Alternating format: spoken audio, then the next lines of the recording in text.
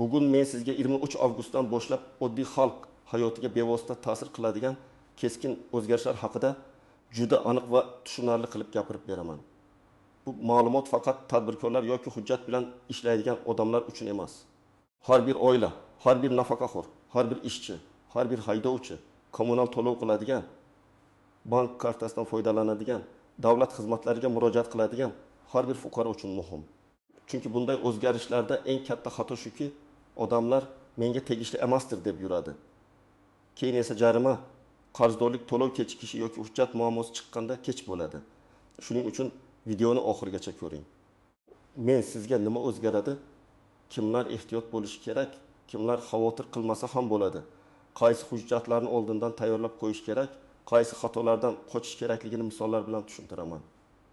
Hozirning o'zida kanalga obuna bo'ling, videoga like bosing. Chunki bunday ogohlantiruvchi ma'lumotlar vaqtida eshitilsa, odamni katta muammolardan saqlab qoladi. Eng avvalo, masalaning ildizini tushunib olaylik. Avvallari ko'p ishlar odat bo'yicha yurardi. Kimdir kommunal to'lovni 1-2 oy kechiktirardi. Kimdir hujjatni yangilashni orqaga surardi. Kimdir subsidiya yoki nafaqa masalasini mahalla orqali so'rab bilardi. Kimdir bankdagi qarzi yoki jarimasi borligini faqat hisobidan pul yechilganda bilib qolardi. Ya'ni tizimda tartib bor edi. Lekin ko'p holatda nazorat bugungidek tezkor emas edi. Endi esa 23 avgustdan boshlab asosiy urg'u raqamlashtirish. Avtomatik tekshiruv, qarzdorliklarni tez aniqlash, hujjatlarni elektron bazalar orqali solishtirish va fuqarolarning majburiyatlarini kechiktirmasdan bajarishiga qaratilmoqda. Bu nimani anglatadi? Bu shuni anglatadiki, men bilmagandim. Menga aytishmagandi. Keyin to'layman, hujjatni keyin qilaman degan bahonalar tobora kamroq ishlaydi. Chunki ma'lumotlar bazalarda ko'rinadi, tizimlar bir-biriga ulanadi, ariza va to'lovlar elektron shaklda tekshiriladi. Oddiy qilib aytsam, oldin ayrim muammolar ko'zga ko'rinmay turishi mumkin edi. Endi esa ular avtomatik ko'rinadi. Oldin fuqaro qarzdorligini faqat idoraga borganda bilishi mumkin edi. Endi telefon raqami, bank ilovasi, davlat xizmatlari portal yoki kommunal tashkilot bazasi orqali bu narsa tez aniqlanadi. Oldin hujjatdagi kichik xato bir necha oy sezilmasligi mumkin edi. Endi elektron tekshiruvda familiya, pasport, kadastr, stir, manzil, oilaviy tarkib, daromad, qarzdorlik kabi ma'lumotlar solishtiriladi va mos kelmasa, ariza to'xtab qolishi mumkin. Bu o'zgarishlarning ijobiy tomoni ham bor. Kimning hujjati joyida to'lov vaqtida ma'lumoti to'g'ri bo'lsa, ko'p ishni tezroq bitiradi. Masalan, davlat xizmatlariga ariza topshirish, subsidiyaga murojaat qilish, bolalar puli yoki ijtimoiy yordamga hujjat berish, kadastr masalasini ko'rish, bankdan ma'lumot olish ancha qulaylashadi. Lekin salbiy tomoni shuki, beparvolik qilgan odam tezda muammoga duch keladi. Birinchi navbatda 23 avgustdan keyingi davrda eng ko'p e'tibor beriladigan masala bu qarzdorlik va majburiyatlar bo'ladi. Qarzdorlik deganda faqat bank krediti tushunilmaydi. Kommunal to'lovlar, elektr energiyasi, tabiiy gaz, suv, chiqindi to'lovi, mol mulk solig'i, yer solig'i, ma'muriy jarimalar, aliment, kredit, mikroqarz, lizing to'lovi. Hatto ayrim davlat bojlari ham fuqaroning umumiy moliyaviy intizomini ko'rsatadigan ma'lumot sifatida ko'rilishi mumkin. Masalan, bir oilani olaylik. Uy egasi elektr energiyasi uchun 1000 ming so'm, gaz uchun 320 ming so'm, chiqindi uchun 75 ming so'm qarzdor. U odam o'ylaydi, mayli keyingi oy to'layman. Lekin u shu orada davlat xizmatidan biror ma'lumotnoma olmoqchi bo'lsa, subsidiya so'ramoqchi bo'lsa yoki ayrim to'lovli xizmatlardan foydalanmoqchi bo'lsa, tizimda qarzdorlik ko'rinib qolishi mumkin. Bu har doim ham xizmat to'liq rad etiladi degani emas, lekin jarayon cho'zilishi. Qo'shimcha tekshiruv talab qilinishi yoki avval qarzdorlikni yopish so'ralishi mumkin. Ikkinchi misol, fuqaro avtomobil boshqaradi, lekin ikkita jarimasi bor. Biri 70 ming so'm, ikkinchisi 350 ming so'm. U jarimani unutgan. Keyin mashinani sotmoqchi bo'ladi yoki texnik ko'rik, sug'urta, boshqa rasmiylashtirish ishlariga duch keladi. Ana shunda jarima chiqadi. 23 avgustdan keyin bunday ma'lumotlarni yashirish yoki sezmaslik qiyinlashadi. Shuning uchun haydovchilar alohida ehtiyot bo'lishi kerak. Uchinchi misol, oilada bolalar puli yoki ijtimoiy yordam olish uchun ariza berilmoqda. Avvallari odamlar mahallaga hujjat topshirdim, ko'rib chiqishadi deb kutardi. Endi esa oilaning daromadi, rasmiy ish joyi, bank kartasiga tushayotgan pullar, mulk mavjudligi, avtomobil bor yo'qligi, kadastr ma'lumotlari, oilaviy tarkib kabi omillar aniqroq tekshiriladi. agar fuqaro o'z daromadini yashirsa, lekin uning nomida avtomobil yoki qo'shimcha uy bo'lsa, tizimda bu ko'rinishi mumkin. Natijada ariza rad etilishi yoki qo'shimcha tushuntirish talab qilinishi ehtimoli oshadi. Men bu yerda odamlarni qo'rqitmoqchi emasman. Maqsadim tayyor turishga chaqirish. Eng avvalo bir necha oy kommunal to'lovni to'lamay yurganlar ehtiyot bo'lishi kerak. Ayniqsa uy egasi boshqa joyda yashab, uyda qarindoshlari turgan bo'lsa, to'lovlar yig'ilib qolgan bo'lishi mumkin. Ko'p oilalarda shunday holat bo'ladi. Ota-onaning nomidagi uyda farzandlar yashaydi. Lekin elektr yoki gaz shartnomasi kimning nomida ekanini hech kim aniq bilmaydi. Keyin qarzdorlik uy egasining nomiga chiqadi. Shuning uchun hisob raqamlarini tekshirish zarur. Ikkinchi toifa: bankdan kredit olganlar va mikroqarz ishlatganlar. Hozir ko'pchilik mobil ilova orqali tezkor qarz oladi. 20 million, 2 million, 5 million so'm qarz oladi. Keyin foiz va penya qanday hisoblanayotganini yaxshi kuzatmaydi. Agar to'lov muddati o'tib ketsa, kredit tarixi buziladi. Bu esa keyinchalik katta kredit, ipoteka, avtokredit yoki biznes uchun qarz olishda muammo bo'ladi. 23 avgustdan keyin moliyaviy intizomga e'tibor yanada kuchaygani sababli kredit tarixi toza bo'lishi juda muhim. Uchinchi toifa: hujjatlari eskirgan yoki ma'lumotlari mos kelmaydigan odamlar. Masalan, pasportdagi manzil boshqa, amalda yashash joyi boshqa. Nikoh qayd qilingan, lekin oilaviy tarkib bazada yangilanmagan. Farzand tug'ilgan, lekin ayrim hujjatlar to'liq rasmiylashtirilmagan. Uy kadastri eski egasi nomida turibdi. Lekin oila yillar davomida shu uyda yashab kelmoqda. Bunday vaziyatlarda elektron tizimlar ma'lumotlarni solishtirganda nomuvaffiqlik chiqadi. To'rtinchi toifa: subsidiya, nafaqa, ijtimoiy yordam. Kompensatsiya yoki imtiyoz olishni rejalashtirayotganlar. Bunday yordamlar odatda aniq mezonlar asosida beriladi. Agar oilada rasmiy daromad bor bo'lsa, qo'shimcha mulk bor bo'lsa, bank aylanmalari yuqori bo'lsa yoki hujjatlar noto'g'ri to'ldirilsa, ariza rad etilishi mumkin. Bu davlat yordam bermaydi degani emas. Bu talablar aniqroq tekshiriladi degani. Agar sizning kommunal to'lovlaringiz vaqtida to'langan bo'lsa, soliq va jarimalaringiz yo'q bo'lsa, bank kreditlaringiz o'z vaqtida yopilayotgan bo'lsa, pasport, kadastr, oilaviy ma'lumotlaringiz joyida bo'lsa, siz ortiqcha vahimaga tushmasangiz ham bo'ladi. Aksincha, bunday tartib sizga foyda beradi. Chunki tizimda muammosi yo'q fuqaro ko'p ishni tezroq bitiradi. Masalan, siz ijtimoiy yordamga ariza bermoqchisiz. Oilangiz daromadi haqiqatdan ham past. Nomingizda ortiqcha mulk yo'q, qarzdorlik yo'q, hujjatlar to'liq. Bunday holatda arizangiz ko'rib chiqilishi ancha tartibli bo'ladi. Yoki siz bankdan kredit olmoqchisiz. Kredit tarixingiz yaxshi. Ish haqingiz rasmiy tushadi. Mavjud qarzlaringiz yo'q yoki kam. Bunday fuqaro uchun banklar ham ishonchliroq qaraydi. Yana bir misol: siz uyingizni sotmoqchisiz. Kadastr hujjat to'g'ri, soliq qarzi yo'q, kommunal to'lovlar yopilgan. Bunday holatda oldi-sotdi jarayoni ancha yengil kechadi. Lekin agar kadastr eski bo'lsa, uyda noqonuniy qo'shimcha qurilish bo'lsa, mol-mulk solig'i to'lanmagan bo'lsa, jarayon cho'ziladi. Endi ko'pchilik e'tibor bermaydigan, lekin amalda katta muammo chiqaradigan nozik jihatlarni aytaman. Birinchi nozik jihat: telefon raqamingiz ko'p davlat va bank xizmatlari SMS xabarnoma orqali ishlaydi. Agar eski raqam pasportingizga ulangan bo'lsa, lekin siz u raqamdan foydalanmayotgan bo'lsangiz, muhim xabarlarni ko'rmay qolasiz. Jarima, qarzdorlik, ariza holati, bank ogohlantirishi sizga kelmasligi mumkin. Keyin men xabar olmadim deyishingiz mumkin. Lekin tizim xabar yuborilgan deb ko'rsatadi. Shuning uchun pasportingizga bog'langan telefon raqamini yangilang. Ikkinchi nozik jihat: bank kartasiga tushadigan pullar. Ba'zi odamlar bu mening daromadim emas, qarindoshim yuborgan pul deydi. Lekin tizim bank aylanmalarini ko'rsa, uni tushum sifatida baholashi mumkin. Ayniqsa ijtimoiy yordam yoki subsidiya masalasida bu ahamiyatli bo'ladi. Sizning kartangizga har oy 45 million so'm turli odamlardan tushsa, lekin siz ishsizman deb ariza bersangiz, savol tug'iladi. Agar bu pul qarz bo'lsa, davolanish uchun yig'ilgan bo'lsa yoki qarindoshlar yordam bergan bo'lsa, buni tasdiqlovchi izoh, hujjat yoki tushuntirish kerak bo'lishi mumkin. Uchinchi nozik jihat: uyda ro'yxatda turgan odamlar. Ba'zan bir uyda 6 kishi ro'yxatda turadi, lekin amalda 3 kishi yashaydi.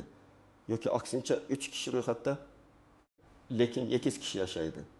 Ijtimoiy yordam, subsidiya, kommunal me'yorlar, oilaviy tarkib bo'yicha bunday farqlar muhim. Shuning uchun kim qayerda ro'yxatda turganini tekshirib qo'yish kerak. To'rtinchi nozik jihat: mulk nomi. Uy meniki. lekin hujjatda otamning nomida. Mashina meniki, lekin ukamning nomida. Yer meniki, lekin kadastr qilinmagan degan holatlar ko'p. Huquqiy jihatdan tizim hujjatda kim egasi bo'lsa, o'shani ko'radi. Shuning uchun og'zaki kelishuv, oilaviy tushuncha mahalladagi odat rasmiy hujjat o'rnini bosmaydi. 5-nozik jihat qarzni yopgandan keyin ham ma'lumot yangilanishi. Ba'zan fuqaro qarzni to'laydi. Lekin bazada ma'lumot darhol yangilanmaydi. Masalan, elektr qarzini bugun yopdingiz, lekin tizimda ertaga yoki bir necha soatdan keyin ko'rinadi. Shuning uchun muhim ariza topshirishdan oldin to'lov kvitansiyasini saqlang. Ilovadan skrinshot qiling. Kerak bo'lsa tashkilotdan qarzdorlik yo'qligi haqida ma'lumot oling. Har bir qoida hayotda turli vaziyatlarga duch keladi. Masalan, kimdir kasalligi sababli to'lovni kechiktirgan bo'lishi mumkin. Kimdir chet elda ishlab, oilasining hujjatlaridan bexabar qolgan bo'lishi mumkin. Kimdir nafaqaxo'r, internetdan foydalana olmaydi. Kimdir nogironligi bor shaxs, idora yurishi qiyin. Bunday odamlar uchun eng to'g'ri yo'l sukut saqlash emas, balki yaqin qarindoshi, mahalla mas'uli, davlat xizmatlari markazi yoki tegishli tashkilot orqali holatini rasmiy tushuntirishdir. Masalan, nafaqaxo'r onaxon gaz to'lovini vaqtida qilmagan, chunki kvitansiya kelmagan, farzandlari esa boshqa viloyatda. Bunday holatda qarzni yig'ilib ketishini kutmasdan gaz ta'minot tashkilotiga borish, hisob raqamini tekshirish, qarzdorlikni bo'lib to'lash imkoniyati bor yo'qligini so'rash kerak. Eng yomon yo'l e'tiborsiz qoldirish. Yana bir holat fuqaro jarimani adolatsiz deb hisoblaydi. Masalan, radar noto'g'ri ishlagan deb o'ylaydi yoki mashinani boshqa odam boshqargan bo'ladi. Bunday vaziyatda ham to'lamayman deb yurish xavfli. Avval jarimani rasmiy tartibda ko'rib chiqish, shikoyat qilish muddati bor yo'qligini tekshirish. Dalil bo'lsa taqdim etish kerak. Agar muddat o'tib ketsa, keyin e'tiroz bildirish qiyinlashadi. Subsidiyalar bo'yicha ham istisnolar bor. Ba'zi oilalarda daromad qog'ozda yuqori ko'rinadi, lekin amalda xarajatlar juda katta. Masalan, nogiron farzand davolanishi, ijarada yashash, kredit to'lovi, dori-darmon xarajatlari. Bunday holatda arizada qo'shimcha izoh berish, tibbiy hujjatlarni, ijara shartnomasini, xarajatni tasdiqlovchi hujjatlarni ilova qilish foydali bo'ladi. Chunki tizim raqamni ko'radi, lekin hayotiy vaziyatni faqat siz tushuntirib bera olasiz.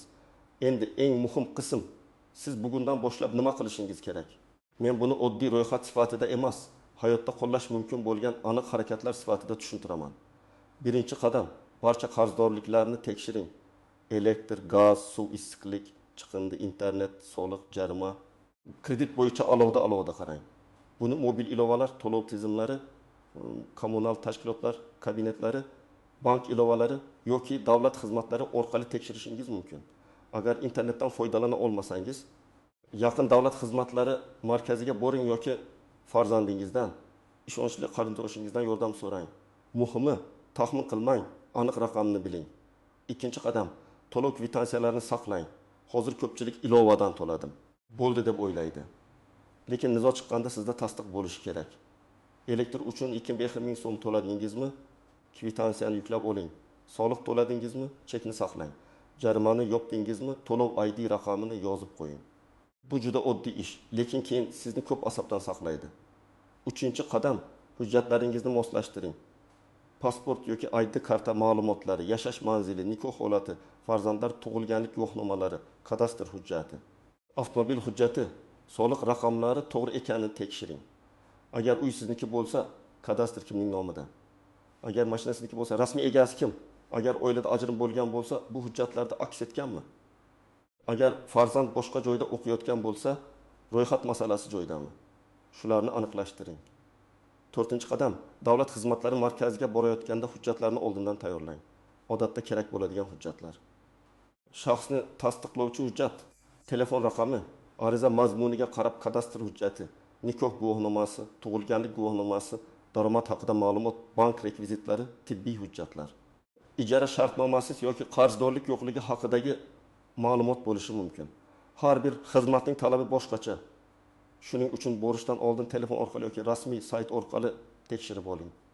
5-qadam, agar qarzingiz bo'lsa, yashirmang, muzokara qiling. Masalan, 2 million so'm kommunal qarz yig'ilib qolgan bo'lsa, birdan to'lash qiyin bo'lishi mumkin. Lekin tashkilotga borib, bo'lib to'lash imkoniyatini so'rash. Kamida bir qismini yopish, keyingi to'lov jadvalini bilish mumkin. Bank kreditida ham shunday. To'lov kechiksa bankdan qochmang. Bankka murojaat qiling, restrukturizatsiya. Muddatni uzaytirish yoki boshqa qonuniy yo'l bor yo'qligini so'rang. Qochgan odamning holati yomonlashadi, gaplashgan odamda esa yechim topish imkoniyati bo'ladi. 6-qadam, ariza yozayotganda aniq va halol yozing. Men yordamga muhtojman deb umumiy yozish yetarli emas. Masalan, oilamda 5 kishi bor, 2 nafar voyaga yetmagan farzandim bor, turmush o'rtog'im vaqtincha ishsiz, oylik daromadimiz 2 million so'm, har oy 20 million so'm ijara to'laymiz. Farzandimning davolanishi uchun oyiga 600 ming so'm xarajat qilamiz deb aniq yozsangiz, holat tushunarli bo'ladi. Raqam, sabab, hujjat va izoh bo'lsa, ariza kuchliroq bo'ladi. 7-qadam, begona odamlarga hujjat va SMS kod bermang. O'zgarishlar bo'layotgan paytda firibgarlar ham faollashadi. 23 avgustdan yangi to'lov chiqdi. Subsidiyangizni rasmiylashtirib beraman. Jarimangizni o'chirib beraman. Kartangizni tekshirish kerak deb qo'ng'iroq qiladiganlar bo'lishi mumkin. Hech qachon SMS kodni aytmang. Karta raqamingizning to'liq ma'lumotlarini bermang. Pasport rasmini notanish odamga yubormang. Davlat idoralari sizdan telefon orqali karta paroli yoki MS kod so'ramaydi. 8-qadam. Oilaviy maslahat qiling. Bu juda muhim. Ko'p muammolar oilada hech kim umumiy ahvolni bilmagani uchun chiqadi. Otaning kreditini ola bilmaydi. Onaning kommunal qarzini farzand bilmaydi. Uyning kadastr boboning nomida qolganini hech kim eslamaydi. Bir kechki payt oila bo'lib o'tirib, qarzlar, hujjatlar, to'lovlar, mulklar, arizalar bo'yicha ro'yxat tuzing. Kim nima uchun javobgar ekanini belgilang. Bu oddiy ko'rinsa ham amalda juda katta tartib beradi. Agar kommunal qarzdorlik bo'lsa, tegishli elektr, gaz, suv, yog' yoki chiqindi tashkilotiga murojaat qiling. Hisob raqamingizni, manzilingizni, shartnoma egasini aniqlang. Agar hisob noto'g'ri bo'lsa, dalil bilan qayta hisob kitob so'rang. Agar soliq bo'yicha savol bo'lsa, soliq organining hududiy bo'limiga yoki elektron soliq xizmatlariga murojaat qiling. Mol mulk solig'i va yer solig'i bo'yicha ayniqsa uy egasi kim ekanini tekshirish muhim. Agar jarima bo'yicha muammo bo'lsa, tegishli ichki ishlar yoki yo'l harakati xavfsizligi tizimi orqali jarimani tekshiring. E'tiroz bo'lsa, belgilangan tartibda va muddatda shikoyat qiling. Agar ijtimoiy yordam, bolalar puli, subsidiya yoki nafaqa masalasi bo'lsa, mahalla ijtimoiy himoya organlari yoki davlat xizmatlari markaziga murojaat qiling. Ariza topshirishda faqat og'zaki gap bilan cheklanmang. Imkon qadar tasdiqlovchi hujjatlarni ilova qiling. Agar bank krediti bo'yicha qiyinchilik bo'lsa, bankning o'ziga rasmiy murojaat qiling. Telefon orqali gaplashgan bo'lsangiz ham. Iloji bo'lsa yozma murojaat qoldiring. Chunki yozma murojaat keyin dalil bo'ladi. Demak, 23 avgustdan keyingi o'zgarishlarning asosiy mazmuni shuki, endi beparvolik qimmatga tushadi. Hujjatdagi xato tez ko'rinadi. Qarzdorlikni yashirish qiyinlashadi. Ariza va imtiyozlar aniqroq tekshiriladi. Lekin hujjati toza, to'lov joyida, ma'lumoti to'g'ri bo'lgan odam uchun bu tartib ko'p jihatdan qulaylik ham beradi. Men sizga maslahatimni aniq aytaman. Bugunoq qarzlaringizni tekshiring, hujjatlaringizni ko'rib chiqing, telefon raqamingizni yangilang, kvitansiyalarni saqlang, ariza topshirishda halol va aniq yozing, begona odamga SMS kod bermang. Eng muhimi, hali vaqt bor deb kutmang. Chunki tartib kuchayganda tayyor odam yutadi, beparvo odam esa idora yuguradi.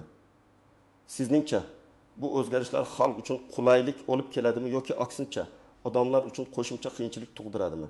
Fikringizni albatta izohlarda yozib qoldiring. Agar video foydali bo'lgan bo'lsa, like bosing, yaqinlaringizga yuboring va kanalga obuna bo'ling. Men esa siz uchun eng muhim yangiliklarni oddiy tilda tushuntirishda davom etaman.